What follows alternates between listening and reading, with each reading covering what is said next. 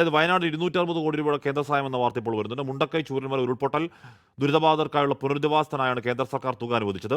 ആഭ്യന്തരമന്ത്രി അമിത്ഷായുടെ അധ്യക്ഷതയിൽ ചേർന്ന ഉന്നത അധികാര സമിതിയാണ് തുക അനുവദിച്ചത്. അജീഷ് ജയകുമാർ ഡൽഹിയിൽ നിന്ന് വിവരങ്ങൾ ചെയ്യുന്നു. അജീഷ്, അത് നമ്മുടെ കേരളത്തിന് ദീർഘകാലമായ ആവശ്യമായിരുന്നു. ആദ്യം അനുവദിച്ച തുക വായ്പാ ഇനത്തിലാണ്, അത് തിരിച്ചടക്കേണ്ടതാണ്. ഈ പണത്തിന്റെ എങ്ങനെയാണ് ഈ പണം അനുവദിച്ച രീതി, എന്തൊക്കെയാണ് അതിന്റെ ഉപാധികൾ? അജീഷ്.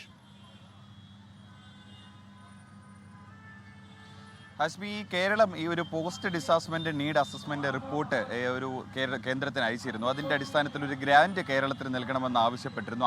ഇതിൻ്റെ അടിസ്ഥാനത്തിലാണ് ഇപ്പോൾ ഈ ഉന്നതാധികാര സമിതി കേരളത്തിനടക്കം 9 സംസ്ഥാനങ്ങൾക്ക് ഈ ഗ്രാന്റ് അനുവദിച്ചിട്ടുള്ളത്. 4645 കോടി രൂപയാണ് 9 സംസ്ഥാനങ്ങൾക്കായി മാറ്റിവെച്ചിരിക്കുന്നത്. അതിൽ കേരളത്തിൻ്റെ ഈ മുണ്ടക്കൈ ചൂരൽമല ഉരുൾപൊട്ടലിനായി കിട്ടുന്നത്, അതിൻ്റെ പുനരധിവാസത്തിനായി കിട്ടുന്നത് 260 കോടി രൂപയാണ്. ദീർഘകാലമായി തന്നെ കേരളം ആവശ്യപ്പെടുന്നതാണ് ഈ ഗ്രാൻഡായി സംസ്ഥാന സർക്കാരിന് ഈ സഹായം അനുവദിക്കണമെന്നത്.